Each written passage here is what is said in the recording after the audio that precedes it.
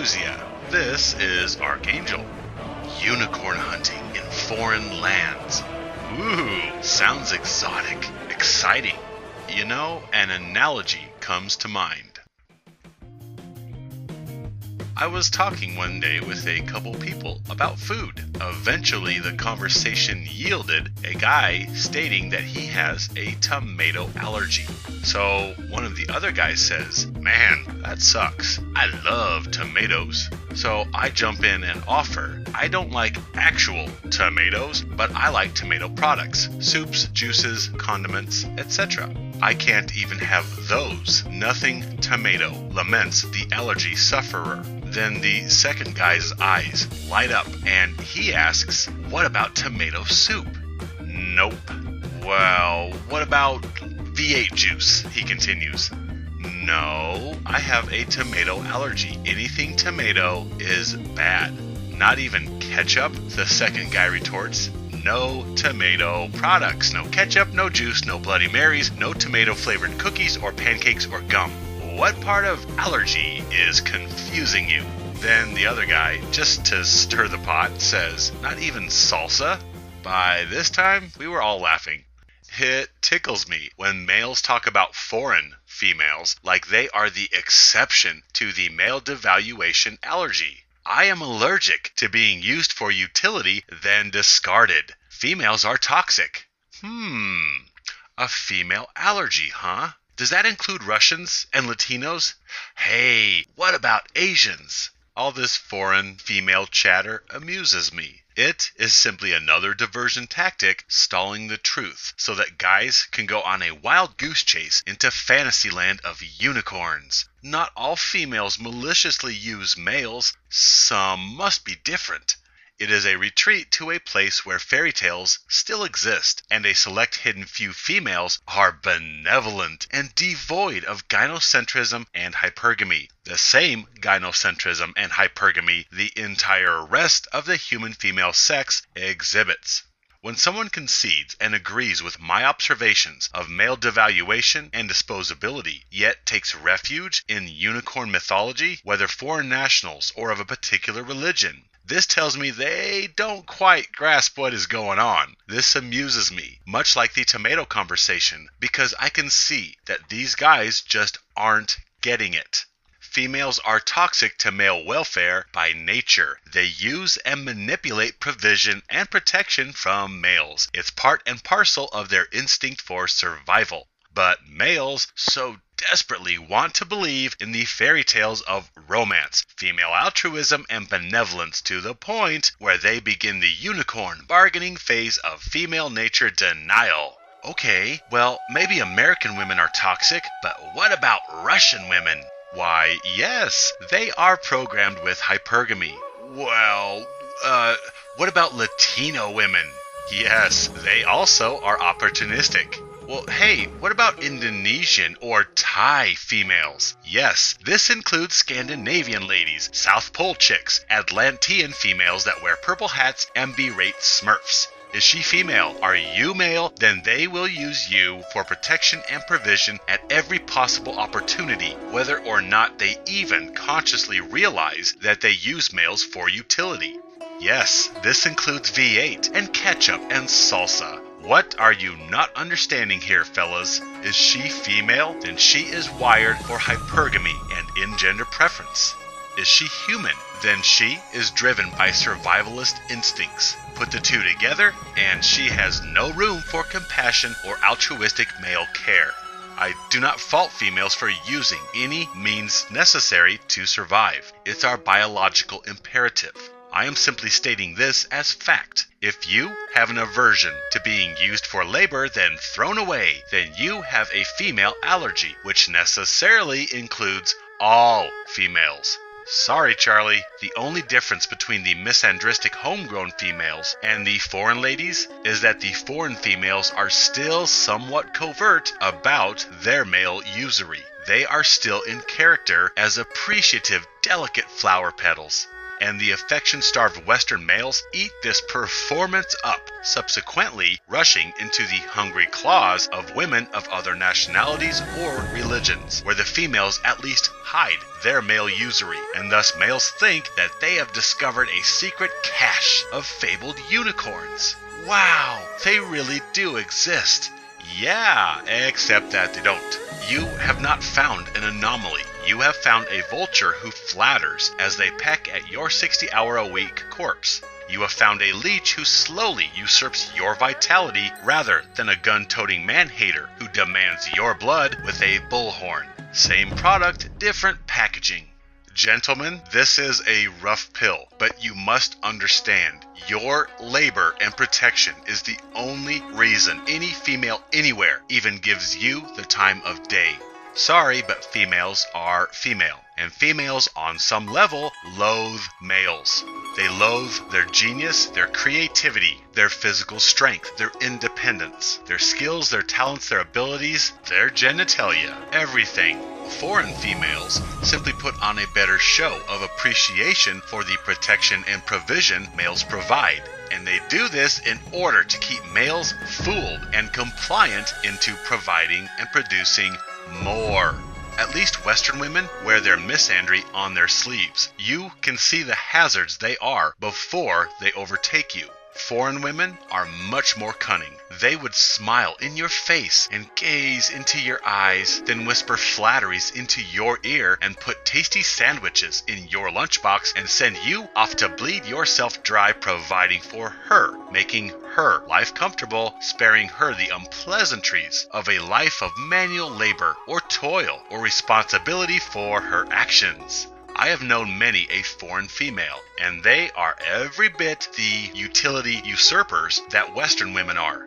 Russian, Asian, Latino, I have known and talked with many guys who have married foreign females from each of these countries, where it is fabled that benevolent male-carrying women flow like vintage wines. And I can tell you with absolute certainty that they are indeed female like every other. They are preoccupied with the usurpation of protection and provision from males. Now, to give some women the benefit of the doubt, many females may not understand their aversion to males or even consciously realize that they use the male sex. Yet this does not negate the fact that they do. It is female nature. When faced with stress, and life is stress, females automatically revert to default mode, which is survival. And whether females realize their behaviors or not, gynocentrism, hypergamy, protection and provision, usurpation from males, all are de facto female survival strategies. Yes, males also have this survival instinct, yet males have, through gynocentric brainwashing and epidemic devaluation, they have twisted their survival protocol to align with the pursuit of female approval even at the cost of personal injury or death. Males do not manipulate females for protection and provision. They cater to females and coddle them to receive female affection. And female affection and approval is something males deem necessary to their personal survival.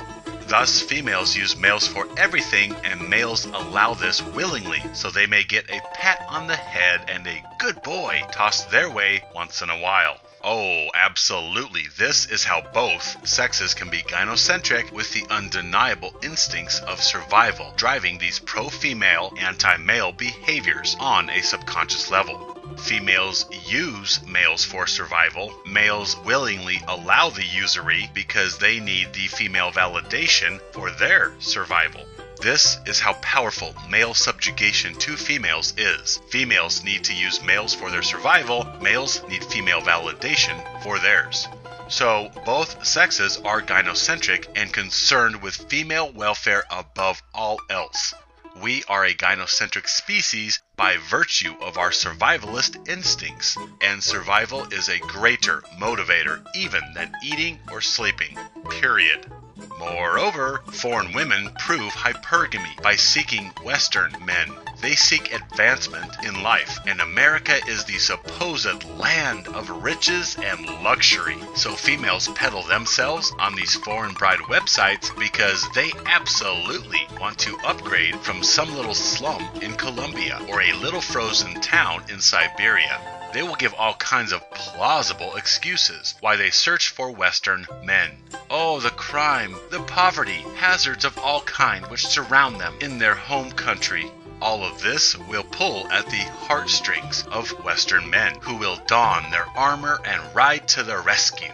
Or these foreign women will paint the ambient males of their country as drunks or chauvinistic abusers, which again compels males with the urge to swoop in, sword of righteousness drawn, to save the fair maiden forced to scrub the floor for her wicked stepmother and jealous sisters. Furthermore, the native males are all delinquent drunks explanation proves hypergamy in its very structure. These females are not satisfied with the alcoholic males. They want a better provider who doesn't distract his misery with spirits, but rather a coherent male that can spend all his time focused on her whims, not the bottle. What, are there no good, honest, pure-hearted foreign boys willing to eke out a living sweeping sidewalks to support these oppressed foreign females? Oh, there are, but females want more, better. Just think about it. Why would a female solicit to uproot herself from her home, her family, her people, and pride, then move around the globe? For what? Love? Silly wabbit. Naivete looks so cute on you. Hypergamy is actually females exhibiting their Jefferson programming.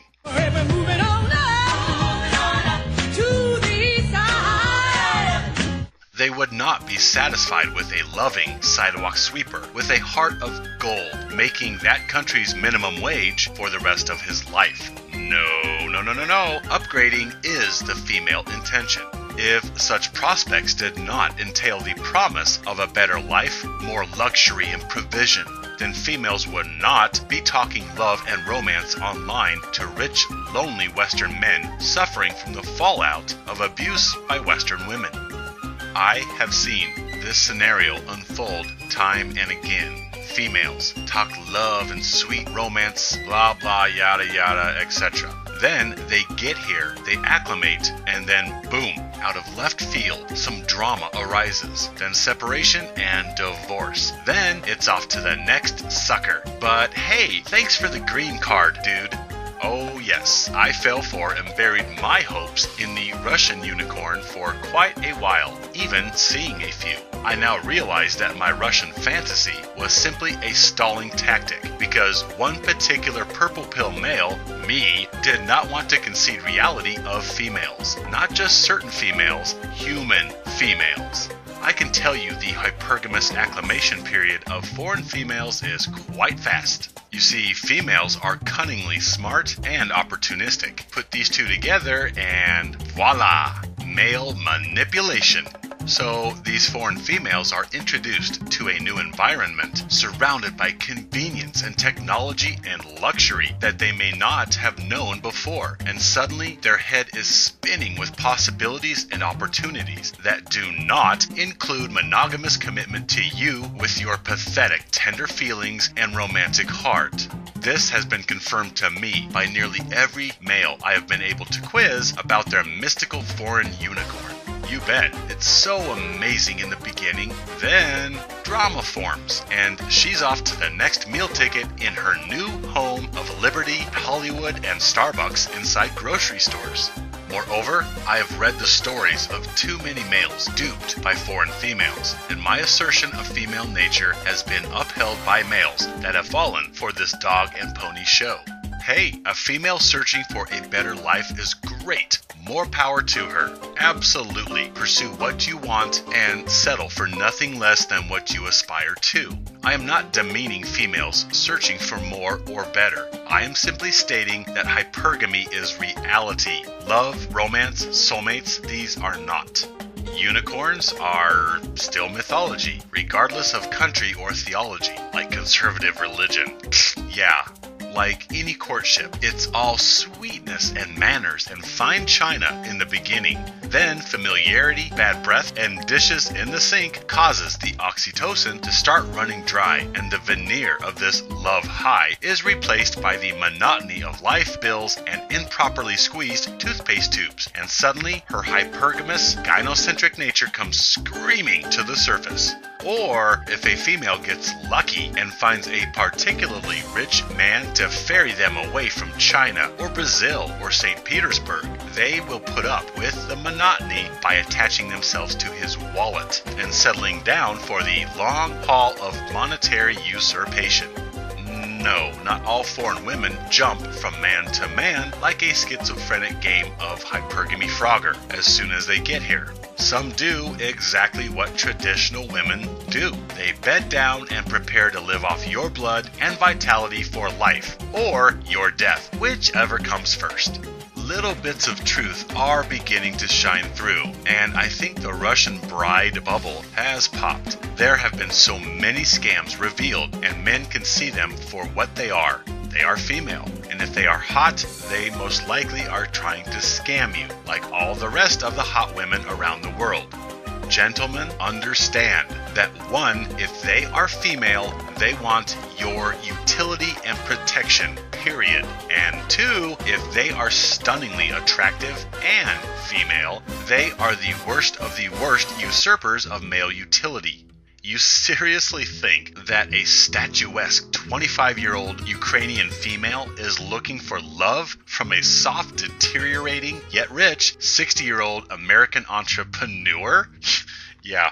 Foreign women love Western men because of the wealth and technology of these rich countries, because of the stories of gold flowing through these streets in America, where everybody wears the finest satin and nobody goes hungry or homeless. Well, unless you're male, and especially a male who has served your country, then you can go homeless and hungry at the drop of a hat. Moreover, foreign females like Western males because we have been trained. We are compliant doormats who still believe in love and romance and unicorns and will do anything for females. Western men are already trained to worship females. Western males are the weakest, most pathetic simps out there. So, hot foreign females see that Western men are ripe for the plucking, and they swoop in to take advantage of the kind-hearted blue and purple pill males. Ironically, foreign females prey on the most abused and broken-hearted males. Hot American guys are already up to their eyeballs in coddling and pampering hot American females. They don't need any more. Foreign females are even arrogant to the point that I have heard foreign females actually critique Western females unfavorably, not because of how they abuse males, but rather because they break their cover to do it. Foreign females could not enjoy the smorgasbord of broken-hearted males that they do unless Western women had treated males malevolently to the point where these males started looking elsewhere around the globe for their fabled unicorn. These foreign females will say, y'all Western women, you screwed up your own meal ticket. You get much more out of males by being sweet rather than sour. And foreign females still act sweet and appreciative of the protection and provision and utility they usurp from males. You see, to the detriment of awakening males, the confluence of technology that enable global communication also ushered in global dating as well. This further enables fantasy by keeping males chained to the unicorn yarn, because now the world was a click away, and now he might find that one amazing, unconditionally loving, altruistic, statuesque special soulmate. No, foreign females love the cruelty Western women heap on to Western men. They simply critique their strategy. Where they say that American females went wrong is to let men see the male devaluing cards they are holding. Hence, the foreign angels of salvation sweep in with their mouths shut, playing the sweet, delicate sandwich-making flower petal, and scoop up the broken-hearted males, who will do even more for this foreign goddess who plucked them from loneliness and bestowed affection upon them. I have heard foreign females arrogantly concede their strategy. They play the benevolent, tender Rapunzel and keep their hypergamy and gynocentrism and misandry hidden. Then they are as good as gold. Play the traditional infantilized female, then these remora attach themselves to the whale's tender underbelly. And because of feminism, this has been largely successful, to the degree where I hear Eastern females mock Western women for revealing their hand. Because unlike foreign women who wear their misandry on the inside, Western women wear their misandry tattooed across their forehead. Then again, I don't know why any foreign female would complain about this. It's because of Western females' abuse that foreign females even have a lucrative market to exploit. Maybe foreign females should be thanking Western females and sending them appreciation cards. I am sorry to break it to you fellas, but this is a red pill that needs to go down. There is no secret cache of mystical unicorns. Rare exceptions? Possibly. A secret cache? No. You need to come to terms with this. I had to, and that was the final stalling tactic of my purple pill existence. It's not just foreign females that males hail in hopes of extracting a divinely ordained goddess, but also males revert to seeking secret stashes of benevolent angels in certain veins of thought or certain ideologies.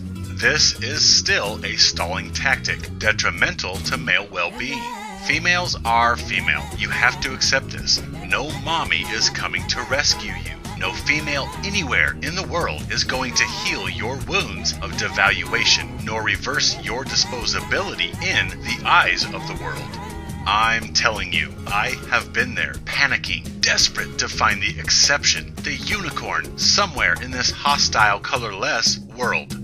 Believe you me, I have run the gamut of female subgroups in order to keep my unicorn dream on life support as I searched in vain for the Easter Bunny. Maybe foreign females are different. They would appreciate my hard work because they are used to less and they appreciate the small things. Maybe farm girls are different. They know hard work and appreciate it. Hey, maybe country girls have a unicorn among them. They are conservative and they like songs about love. Maybe fitness or weightlifting chicks. Maybe goth or emo or tatted up bad girls. Or maybe conservative religious females. Surely they are different because most will propose and worship God as a male deity, right? Oh, I know, Republican girls, tomboys, nerdy, or gamer chicks. I mean, come on, anyone? Females are female, and a female's priority is survival. Now let's think. How do they accomplish this? By leeching protection and provision from males. Likes, beliefs, ethnicities, favorite music, everything else is just details. Gynocentrism is the only underlying constant of all humanity. Oh, it's rough, I know, but all this traditionalism talk or foreign female searches are simply stalling tactics by males who do not want to swallow that last bitter red pill regarding human female programming. Males do not want to believe the realities of gynocentrism or hypergamy. It is a refusal by males to see females for what they are, utility usurpers that do not care about male suffering in the slightest, unless it begins to affect his providing of protection and provision, in which case they may prop up their drone until he is back to full production mode, or she simply chucks him and finds another shovel. Females do not care about males or their feelings, and they despise male weakness. Females desire leisure at the expense of your blood, sweat, and tears. This is rough, I know, and many a male have tried to eke out a comfortable living in Purple Pillville. But really, comfort is a relative term. How comfortable can you be really with a tapeworm feeding off you? In all actuality, there is no purple pill existence. You are either blue pill and disposable to the vaginisty, or you are red pill and you starve the vaginisty of your expendability. There is no middle ground. You're a shovel or you are a liberated male. You either feed female privilege or you threaten it. Purple pillars are shovels who feed themselves fantasy. They recognize the misandry of society. They see the male devaluation which surrounds all of us. But they are still having some trouble dealing with their utter aloneness, and so they bury this misery in unicorn fantasies. They desire some semblance of justice, some redress of misandry, some acknowledgement of male abuses. Yet they are still too weak to eschew their female dependency of affection and validation. So, purple pillars, who are really just advanced blue pillars, these males exist in the realm of not all women are like that, the realm of unicorns. And they exist in this place as they come to terms with the cruel reality of female nature, which is they do not care about males. Hey, I understand. I was there. It's a necessary step to liberation, which is my desire for all males. Liberation from devaluation and disposability. So here's the thing. Females want your labor and money. Some may demand it at man-hating rallies. Others may push a vacuum and make a sandwich once in a while to get it. But make no mistake, if she is female, her priority is not male well-being. Even if she is aware of her manipulation of males, or her hypergamy, or of the underlying programming that drives her actions, still, on a subconscious instinctual level, she seeks what all living females seek: survival. And that survival is balanced upon males' backs because males are taller and have bigger biceps, and as we can blatantly see, they are easy to manipulate with a blushing of the cheek or a flick of the hips. So what, you may ask yourself, is my big plan? Well, you have to swallow reality of females and see that romantic love between the sexes is propaganda. It's fairy tale. It's a false yarn spun to keep males producing in order to maintain civilization. And my devious agenda? Well, it is simply this. Stop selling male-female interactions as love or romance or divine ordinance or soulmates. Educate males about female programming and the chemical highs of courtship. It is the intoxicating chemicals of lust and courtship that we maliciously label as love and romance and cosmic stars-aligned soulmates. Quit with the fairy tales and educate males about the reality. Then let them make up their own minds about interactions with the apathetic black widows. Simply educate males about male-female interactions. How hard is that? Foreign females are the last chance saloon for advanced purple pillars whose unicorn dreams are in their final death throes. I feel your pain. I have been there. Then I had a turbocharged awakening and a simultaneous discovery of male empowerment and liberation. Suddenly, everything clicked. Now, I am a warrior assisting other males with picking the locks that keep the shackles affixed to their ankles. I do not dislike or hold ill will against females. They have the right to existence just as males, and they are absolutely justified in using any and all means at their disposal to effect survival and indeed flourish in this hostile existence. No, I am displeased at males falling for the illusions and falsehoods of romance and altruistic female benevolence that we males like to tell each other. I have no animosity towards females, nor their programming, any more than I hate sharks for existing. They merely are, and they do what they do. Simple as that. Educate males and work around these realities. I merely labor to inform males of feminine nature, not feminine fantasy. Nope. Sorry, no unicorns, only varying degrees of imposter mares with plastic horns duct taped to their foreheads. But hey, good luck with that, fellas. Good luck with that unicorn you found in Argentina, or Hong Kong, or Crimea. Black, white, red, Asian, Russian, tall, short, blonde hair, hazel eyes, Christian, country farm girl, educated, Comic-Con attendee. If she is female, then she comes fully equipped with female survival programming, which means gynocentrism and hypergamy. you will eventually learn that if she is a female who is talking about romance and love, she is an opportunistic vulture looking for roadkill. All the ifs, ands, or buts a person may retort with simply demonstrate a failure to grasp these truths. Yeah, but what do I know? Oh, you bet! Maybe there is a Russian, Asian, or Latino, or South American unicorn. Maybe you will hunt one down in an Aboriginal tribe along the Nile. Or maybe there is a unicorn that works for Merry Maids. Maybe she goes to synagogue, or she is LDS. Or maybe man-loving unicorns are still prone to classical music and waiting for you on MozartLovers.com. Maybe washed-up porn stars, or bank tellers, or political rallies is where you will find that one true special exception. Good luck! Ask yourself one question. No matter where you find her, or what her background, upbringing, or belief system, or preferred brand of cat food is, no matter what she tells you, ask yourself this: is she a human female? Then she likes you for your protection and provision, not for your personhood, or your tender feelings, or your dreams, or your favorite color, or for things that you used to do when you were a kid, or for your ability to flare your nostrils, or your ability to impersonate Arnold Schwarzenegger. Are you a human male? Is she a human female? Then you are a shovel to her, period. But hey, if you want to play the unicorn game and grasp at straws, knock yourself out. What about V8 juice? What about ketchup? How about salsa? My friends, my brothers, stand with me, live free. We're moving on up.